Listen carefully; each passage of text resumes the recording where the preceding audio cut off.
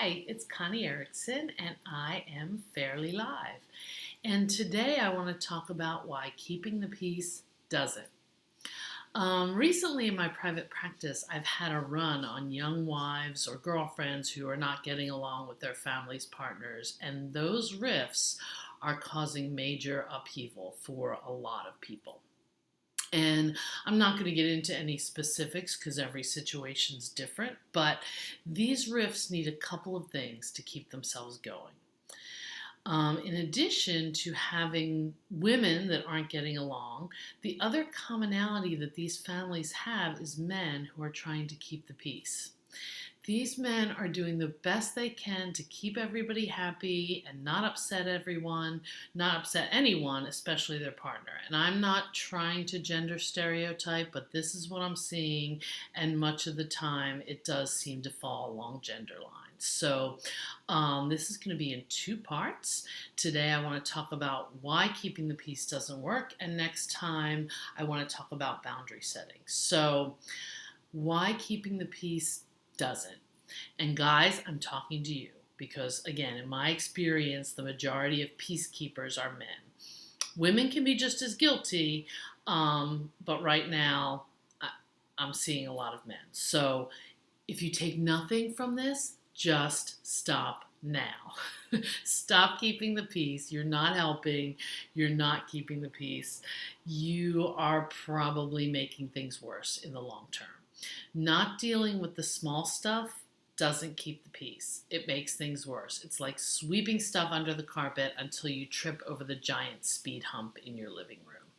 So let me tell you more about what I'm talking about. So I had a couple years ago that I saw in my practice, and they were much older, but they had been married a long time, and they reminded me of what happens when you just let this stuff go. And I'm hoping that I can help these young couples and you before this happens. So I saw Steve and Michelle, not their real names, and they were married for, I don't know, 20, 25 years. It was a long time.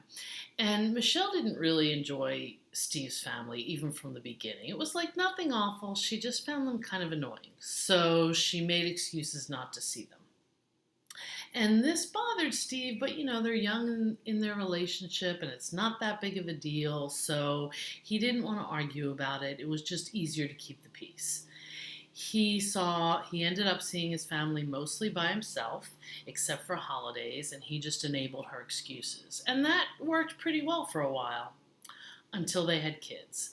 Steve's parents wanted to be involved with the kids, and as a new mom, Michelle found them even more annoying and wanted very little to do with them.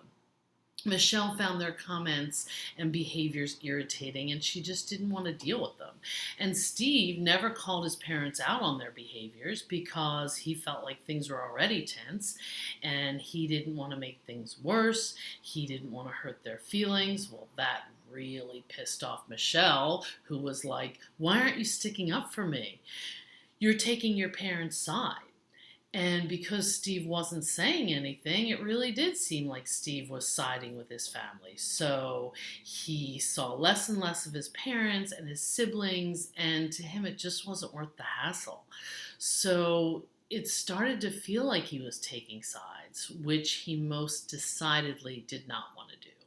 So he just avoided the whole thing. Fast forward 20 years to when they came to see me after Steve's infidelity.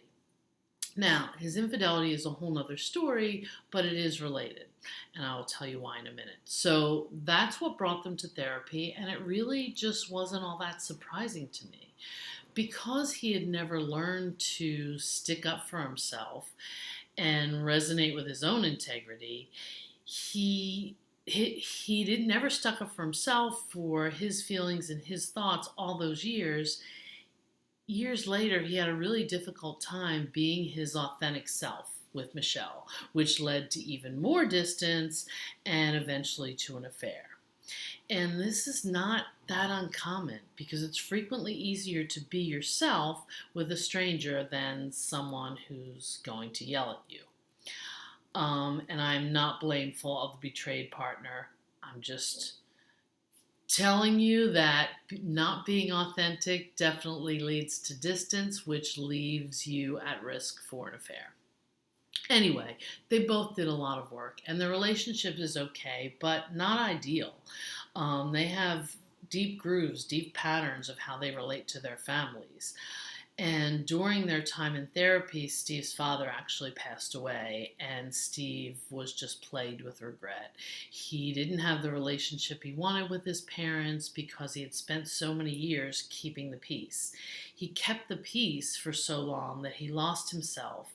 He betrayed his own integrity and eventually betrayed his marriage as well. So, um, I used family relationships as an example, but it could be anything. It could be related to money or housework or anything. I'm just using family relationships as an example. So here's the deal: stop keeping the peace. Just like the Homeland Security motto, if you see something, say something, things just don't magically get better on their own. So if your partner does something that bothers you, tell them. You can wait for a good time, but not too long, and you can tell them kindly. But trust me, tell them. Keeping the peace only does so momentarily. In the long run, it fuels distance and resentment. Trust me on this, and don't let it happen to you.